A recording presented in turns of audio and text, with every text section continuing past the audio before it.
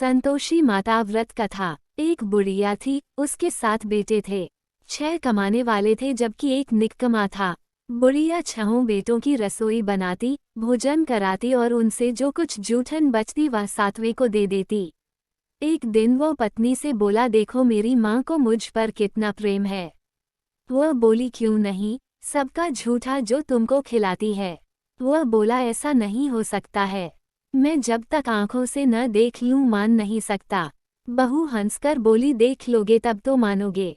कुछ दिन बाद त्योहार आया।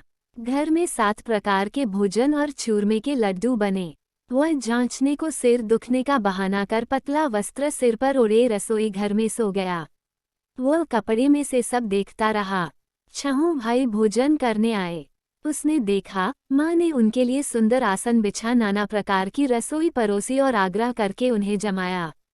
वह देखता रहा। 6 भोजन करके उठे तब माँ ने उनकी झूठी थालियों में से लड्डुओं के टुकड़े उठाकर एक लड्डू बनाया। जूठन साफ कर बुढ़िया माँ ने उसे पुकारा, बेटा 6 भाई भोजन कर गए, अब तू ही बाकी है, उठ तू कब खाएगा। वह कहने लगा, माँ मुझे भोजन नहीं करना, मैं अब परदेश जा रहा हूँ। माँ ने कहा, कल जाता हो तो आज चला जा। वह बोला, हाँ आज ही जा रहा हूँ। ये कहकर वह घर से निकल गया। 7वें बेटे का परदेश जाना। चलते समय पत्नी की याद आ गई। वह गौशाला में कंडे उपले थाप रही थी। वहां जाकर बोला, हम जावे परदेश आवेंगे कुछ काल, तुम रहियो संतोष से धर्म आपनो पाल। वह बोली, जाओ पिया आनंद से हमारो सोच हटाया, राम भरोसे हम रहे ईश्वर तुम्हें सहाय। 2 निशानी आपन देख धरूं में धीर, सुधी मति हमारी बिसारियो रखियो मन गंभीर। वह बोला, मेरे पास तो कुछ नहीं, ये अंगूठी है सो ले और अपनी कुछ निशानी मुझे दे। वह बोली, मेरे पास क्या है, ये गोबर भरा हाथ है। ये कहकर उसकी पीठ पर गोबर के हाथ की थाप मार दी। वह चल दिया। चलते चलते दूर देश पहुंचा। परदेश में नौकरी। वहां एक साहूकार की दुकान थी। वहां जाकर कहने लगा, भाई मुझे नौकरी पर रख लो। साहूकार को जरूरत थी, बोला, रह जा। लड़के ने पूछा, तनख्वाह क्या दोगे। साहूकार ने कहा, काम देखकर दाम मिलेंगे। साहूकार की नौकरी मिली। वह सुबह 7 बजे से 10 बजे तक नौकरी बजाने लगा। कुछ दिनों में दुकान का सारा लेन देन, हिसाब किताब, ग्राहकों को माल बेचना सारा काम करने लगा। साहूकार के 7-8 नौकर थे, वे सब चक्कर खाने लगे, ये तो बहुत होशियार बन गया।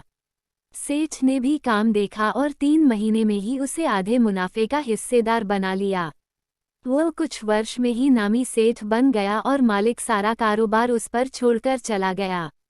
पति की अनुपस्थिति में सास का अत्याचार।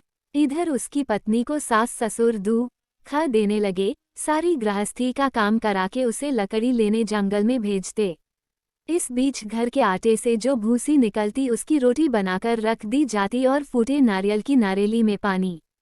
एक दिन वह लकड़ी लेने जा रही थी। रास्ते में बहुत सी स्त्रियां संतोषी माता का व्रत करती दिखाई दी। संतोषी माता का व्रत। वह वहां खड़ी होकर कथा सुनने लगी और पूछा, बहनों तुम किस देवता का व्रत करती हो और उसके करने से क्या फल मिलता है। यदि तुम इस व्रत का विधान मुझे समझाकर कहोगे तो मैं तुम्हारा बड़ा आसान मानूंगी। तब उनमें से एक स्त्री बोली, सुनो, ये संतोषी माता का व्रत है।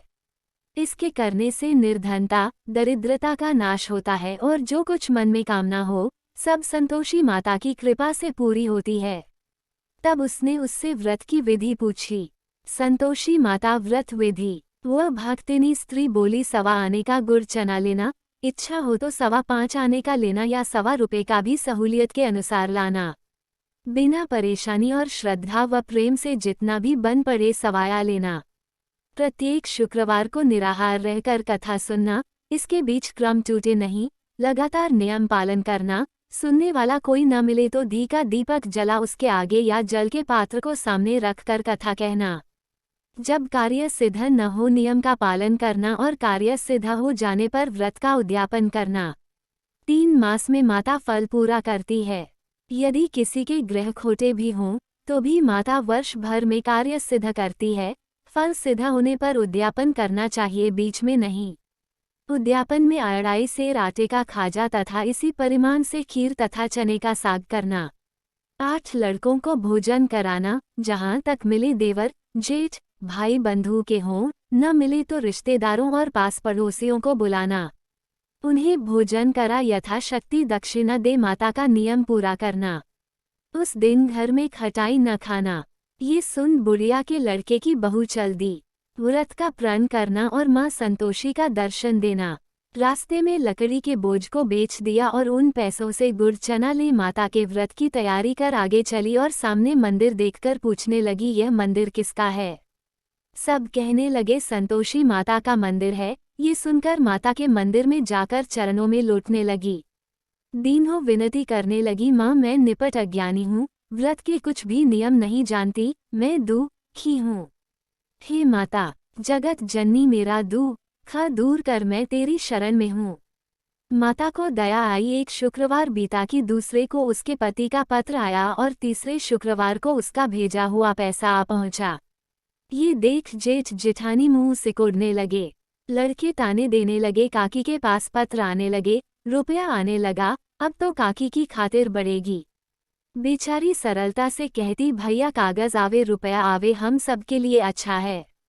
ऐसा कहकर आंखों में आंसू भरकर संतोषी माता के मंदिर में मातेश्वरी के चरणों में गिरकर रोने लगी। माँ मैंने तुमसे पैसा कब मांगा है?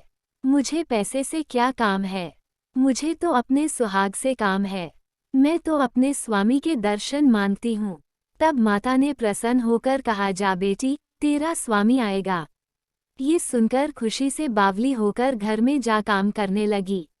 अब संतोषी माँ विचार करने लगी, इस भोली पुत्री को मैंने कह तो दिया कि तेरा पति आएगा, लेकिन कैसे? वह तो इसे स्वप्न में भी याद नहीं करता। उसे याद दिलाने को मुझे ही जाना पड़ेगा। इस तरह माताजी उस बुढ़िया के बेटे के पास जा स्वप्न में प्रकट हो कहने लगी, साहूकार के बेटे सो रहा है या जागता है? वह कहने लगा, माता सोता भी नहीं जागता भी नहीं हूँ, कहो क्या आ गया है? माँ कहने लगी, तेरे घर बार कुछ है कि नहीं? वह बोला, मेरे पास सब कुछ है, माँ बाप है बहू है, क्या कमी है? माँ बोली, भोले पुत्र तेरी बहू घोर कष्ट उठा रही है, तेरे माँ बाप उसे परेशानी दे रहे हैं। वह तेरे लिए तरस रही है, तू उसकी सुध ले। वह बोला, हाँ माताजी ये तो मालूम है, परंतु जाऊं तो कैसे? परदेश की बात है, लेन देन का कोई हिसाब नहीं, कोई जाने का रास्ता नहीं आता, कैसे चला जाऊं? माँ कहने लगी, मेरी बात मान, सवेरे नहा धोकर संतोषी माता का नाम ले, घी का दीपक जला दंडवत कर दुकान पर जा बैठ। देखते देखते सारा लेन देन चुक जाएगा, जमा का माल बिक जाएगा, सांझ होते होते धन का भारी ढेर लग जाएगा। अब बूढ़े की बात मानकर वह नहा धोकर संतोषी माता को दंडवत घी का दीपक जला दुकान पर जा बैठा। थोड़ी देर में देने वाले रुपया लाने लगे, लेने वाले हिसाब लेने लगे। कोठे में भरे सामान के खरीददार नकद दाम दे सौदा करने लगे। शाम तक धन का भारी ढेर लग गया। मन में माता का नाम ले चमत्कार देख प्रसन्न हो घर ले जाने के वास्ते गहना कपड़ा सामान खरीदने लगा। यहाँ काम से निपट तुरंत घर को रवाना हुआ। उधर उसकी पत्नी जंगल में लकड़ी लेने जाती है, लौटते वक्त माताजी के मंदिर में विश्राम करती। वो तो उसके प्रतिदिन रुकने का जो स्थान ठहरा, धूल उड़ती देख वो माता से पूछती है, हे माता ये धूल कैसे उड़ रही है? माता कहती है, हे पुत्री तेरा पति आ रहा है। अब तू ऐसा कर, लकड़ियों के 3 बोझ बना ले, एक नदी के किनारे रख और दूसरा मेरे मंदिर पर व तीसरा अपने सिर पर। तेरे पति को लकड़ियों का गट्ठर देख मोह पैदा होगा, वह यहाँ रुकेगा, नाश्ता पानी खाकर माँ से मिलने जाएगा। तब तू लकड़ियों का बोझ उठाकर जाना और चौक में गट्ठर डालकर जोर से आवाज लगाना, लो सासू जी लकड़ियों का गट्ठर लो, भूसी की रोटी दो, नारियल के खेपड़े में पानी दो, आज मेहमान कौन आया है? माताजी से बहुत अच्छा कहकर वह प्रसन्न मन से लकड़ियों के 3 गट्ठर बनाई, एक नदी के किनारे पर और एक माताजी के मंदिर पर रखा। इतने में मुसाफिर आ पहुंचा।